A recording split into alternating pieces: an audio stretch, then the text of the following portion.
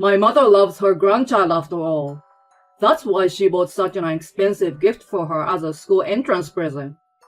My mother-in-law, who was a money grubber and a habitual daughter-in-law snob, had been out of touch with me. Then all of a sudden, my mother-in-law gave my daughter a brand new bag. My husband is very happy. Perhaps she wants to improve this bad relationship. With that thought in mind, I took the bag out of the box. "Wow, a pink bag! Give it to me quickly!" My daughter shouts happily. The next moment, I took the bag to the kitchen and set it on fire on the stove. The fire quickly catches on, and the bag begins to melt from the edges. "Mom, what are you doing? That's my bag!" Hey, what do you think you're doing? My husband rushes to his daughter, who screams. He quickly put a wet towel on the bag to put out the fire. My mother went out of her way to buy it for our daughter. What in the world have you done with it? My husband's face turned red, and he yelled at me. But I told him in a calm voice, "Did you see what's in the bag?" What? My husband looked at me with furrowed brows. I strengthened my tone and said again, "Just take a good look inside it." My name is Emily. I'm a 34 years old married woman, raising my daughter Lee, who turned 6 this year. My husband Benjamin and I came together through a somewhat unusual circumstance. I was originally a sales representative for a large company. One of the office clerks at one of my frequent clients was Sarah, who would later become my mother-in-law. She offered me a cup of tea whenever I came in, and before I knew it, we became friends, calling each other Sarah and Emily.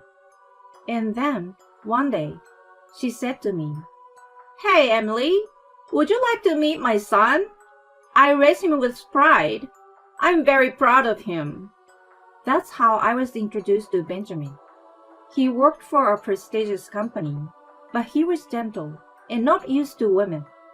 But that made him sincere, and I liked him. After that, we started dating very quickly. And since we were both of the right age, we decided to get married right away. Sarah, who is going to be my mother-in-law, is a good person, and Benjamin is perfect. We would be happy. At that time, I was innocently thinking like that. But it wasn't until 3 months into our marriage that I began to feel a sense of discomfort. We put all of our salaries, except for each other's allowance, into a shared account. We agreed that we would pay our bills and save from there.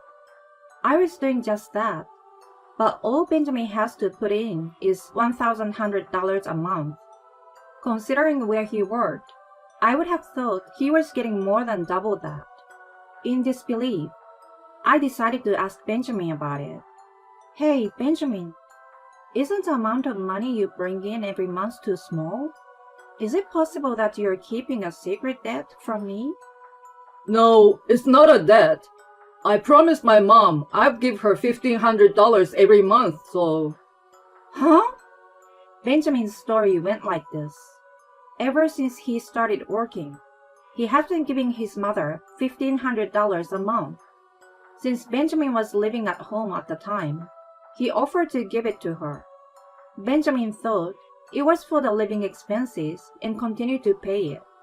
He said it continued even after he got married. What? That's not right. You don't owe your mother money, do you? That's true, but... Besides, you are already married and living with me. You don't even need to pay for living expenses. That's true, but my mother has a lot of needs too. Benjamin's father died when he was very young, so he was raised by a single woman. That's why their bond is so strong. I learned this after we were married. Benjamin's mother picked out everything for him to wear until he left home after we got married. He ate his mother's handmade lunchboxes for lunch. He couldn't rebel against anything his mother said, so he listened to his mother's advice on everything. In other words, Benjamin was quite a mama's boy. I was a little taken back by the story, but at the same time I was thinking, I can't imagine what kind of a relationship I would have with both of them. I hope things will change a little after we got married. Thinking back, my mother-in-law was always dressed in expensive fancy clothes. I had no idea it was coming out of Benjamin's paycheck. In the end, Benjamin wanted to keep things the way they were. For a while, I had to settle for a monthly allowance of $1,500 for my mother-in-law. I also had enough income to get by for the time being. But that didn't last long, because I found out I was pregnant. Benjamin, who loved children, was overjoyed and took great care of me. Apart from the problems with my mother-in-law, Benjamin is by nature a very nice man. Whoa, Emily, I'm so happy. Is it a boy or a girl? Oh, Benjamin, it's too soon to tell. Now I have a favor to ask you. What favor? I want you to stop giving money to your mother. I won't be able to work when I'm pregnant and have the baby. And raising the baby, we need all the money we can get. It's just not enough. I see. Then Benjamin got an impish look on his face, thought for a bit, and said, I understand. We need to start raising our children. I will put all the money in the house instead of giving it to Mom. So Benjamin started to put his entire salary into the family budget from that month. Sometime later, my mother-in-law paid a surprise visit to our house. How are you, Emily? I came to talk to Benjamin today. My mother-in-law smiling. Before we were married, I thought she was kind and friendly. Now she seems kind of creepy. Oh, Mom, what's going on? Benjamin, you didn't forget to give me this month's money, did you? My mother-in-law smiled and held out her hand to Benjamin, who briskly replied, Oh, I'm sorry. I can't give you any more money this month. What? What are you talking about? Emily is pregnant. You know how much money it's going to cost to raise a baby. I can't afford $1,500 a month. This is the first time we've told my mother-in-law about my pregnancy. I thought she would be thrilled, but her reaction was unexpected. I don't care about any of that. Just make sure you give me the money. Mom, You've been giving me money all this time. I told you raising a family costs money. Well then, give me $1,100. Just transfer it to my account. I interrupted them in a panic. Sarah, I can't work when I'm pregnant and giving birth. We don't have any money to give you. Shut up! You're the one who put him up to this. My mother-in-law suddenly turned pale and glared at me. I froze, startled by the force of her stare. Benjamin has always listened to me. Of course it's because he married you that he suddenly started talking like this. Oh, Mom. You both work for big companies. You should have given me more. My mother-in-law was a different person from the kind Sarah had been before we got married. I was surprised to see her change her attitude when it came to money. But I retorted, Well, you are still active too, aren't you? That's none of your business. Give me the money you have for now. What?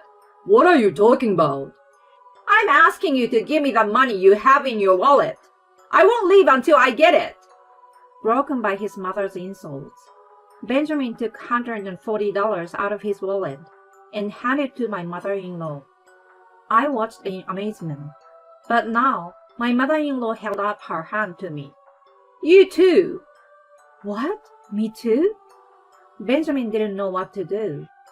I didn't want to give her the money, but I wanted her to go home as soon as possible. I pulled out my wallet. With trembling hands, I held out $220. She grabbed it and put it in her own wallet. You really don't appreciate your mother enough. I can't believe Benjamin turned out like this. Oh, Sarah. You shut up. I'm leaving today, but I will not forgive you. My mother-in-law got up and left quickly. The two of us, Benjamin and I, were left standing there for a while. Emily, sorry, my mother. Benjamin apologized to me, but I couldn't answer him, so I retreated to the room. For a while after that, I heard that my mother-in-law was urging Benjamin to give her money, but Benjamin was adamant in his refusal. I guess she realized that Benjamin's attitude would not change. Gradually, the urging from my mother-in-law stopped. Then I gave birth to a daughter. We named her Lee and worked together to raise her. Benjamin was a wonderful husband and father, and he loved Lee with all his heart. My mother-in-law didn't even congratulate us, let alone express her congratulations. When I went to show her Lee, she just said, "So she was born." She didn't even try to hold her. To Lee, my mother-in-law was her grandmother. I wanted her to love her as much as possible, but that didn't seem to be an option. We lived a little distance from my mother-in-law. When Lee turned 18 months old, I went back to work. But there was something strange about the atmosphere in the office. They gossiped about me and treated me like I was a disease. Then, one of my closest colleagues spoke to me. "Emily, there's a rumor going around that you're the evil wife." What? I investigated the source of the rumor, and it turned out to be my mother-in-law. My mother-in-law apparently tearfully told the sales manager who took over for me. That's how the rumor started. I quickly corrected it, but to no avail. Everyone in the company believed my mother-in-law's story. Who plays a victim? I felt uncomfortable at work. I told Benjamin about it, and he warned my mother-in-law. But my mother-in-law was like, "It's the truth." After this incident, I decided to stay away from my mother-in-law as much as possible. Benjamin was secretly seeing her, but I didn't see her once for a couple of years. The years passed. Lee turned 6, and she was about to enter elementary school. One day, after a long period of no contact with my mother-in-law, a large package arrived out of the blue. It came from my mother. I wonder what's going on all of a sudden. I looked at the invoice on the cardboard box and saw that it was a bag. Sarah bought a bag for my daughter? I opened the cardboard box and find a luxury brand school bag inside. Benjamin tells me with a bright look on his face. I knew it. My mother thinks Lee is cute too, after all. That's why she bought her such an expensive gift for her entrance to school. What? Lee's bag? I want to see it! I want to see it! Lee's voice was full of excitement as she peeked inside the box. Maybe she wanted to rectify this fraught relationship. With that thought in mind, I took the bag out of the box. Wow, a pink bag! Give it to me quickly! Lee shouts happily. The next moment, I took the bag to the kitchen and set it on fire on the stove.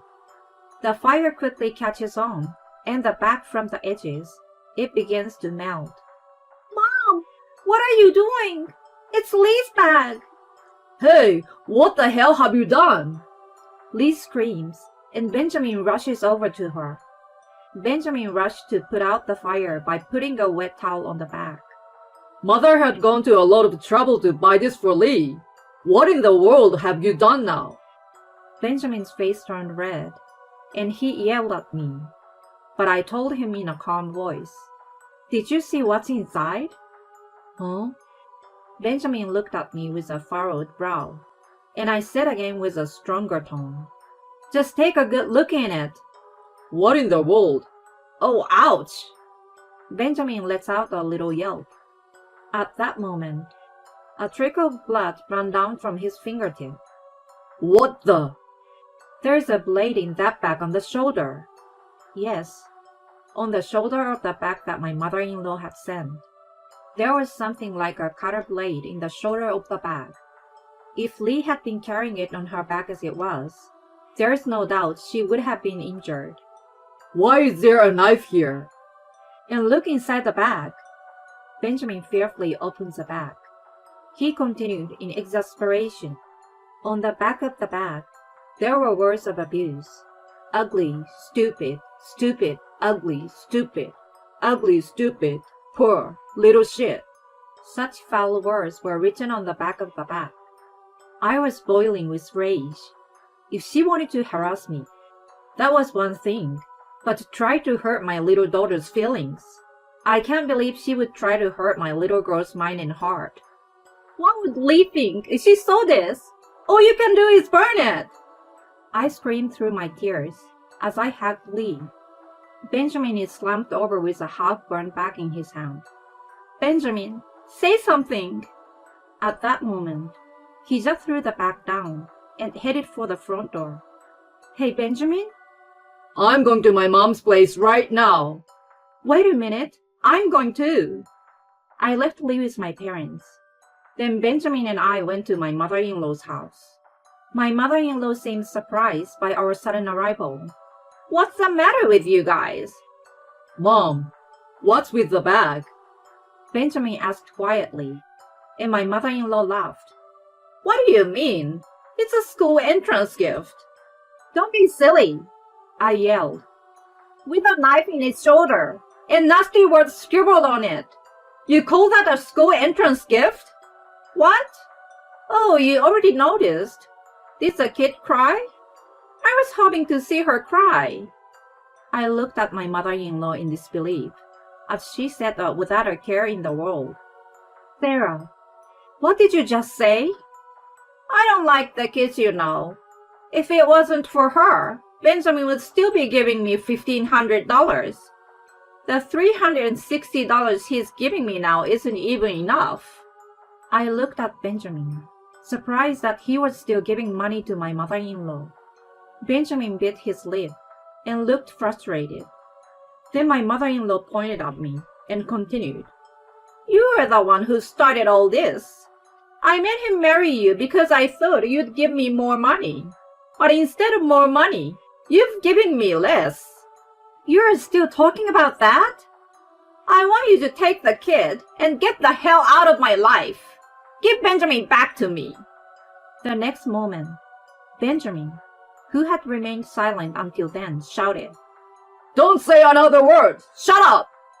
In contrast to his mother, who looked at Benjamin with a curious expression. Benjamin's face was bright red, and he was shaking. I've been trying to keep Emily and Lee out of harm. I've been giving you money every month. What did you do to my precious daughter? What? Benjamin?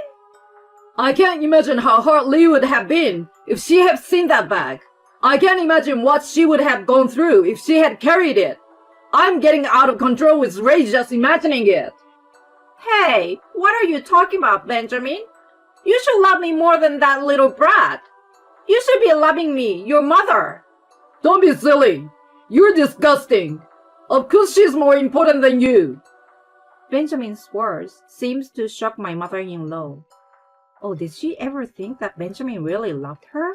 More than me and Lee? I looked at my mother-in-law with a chill down my spine. My mother-in-law turned pale and muttered, Benjamin, that's ridiculous. The only family I have is Emily and Lee. You're not my family anymore. What? I'm cutting you off as of today, and I don't ever want to see you again. Don't say that, Benjamin, please. Emily, you tell Benjamin to reconsider. My mother-in-law, her face a mess of tears and snot, came running up to me. I shook her off and told her, I will never forgive you, and you will never be a part of our lives again. Don't leave me. Emily, let's go. Benjamin took me by the hand, and we left the place, leaving my mother-in-law screaming. After that, my mother-in-law and Benjamin really cut their ties. We moved to a place where my mother-in-law didn't know. At first, my mother-in-law was persistent in contacting us, but after Benjamin blocked the calls, then she stopped. This is what I've heard, that my mother-in-law was buying brand name stuff behind our backs. She couldn't forget the admiration she got from everyone when she wore them. She spent all her money on brand name items out of vanity and greed. Even after we stopped giving her money, she was unable to lower her standard of living. She started dipping into the company's money a few years ago. When it came to light, she was finally arrested. She's now behind bars for embezzlement. Of course, we never went to see her. My mother-in-law was buying all kinds of brand-name stuff behind our backs. She became a money hoarder, and even tried to harm our precious daughter. She lost her family and her life of luxury and became a criminal. What she thinks now that she has lost everything, I will never know. With the arrest of my mother-in-law, the misunderstanding of the evil daughter-in-law within the company was cleared up. I managed to get things back to normal. I bought Lee a new pink bag. She happily carried it on her back and happily goes to elementary school every day. From here on, I want to spend every day in peace with my precious family. That's all I can hope for now.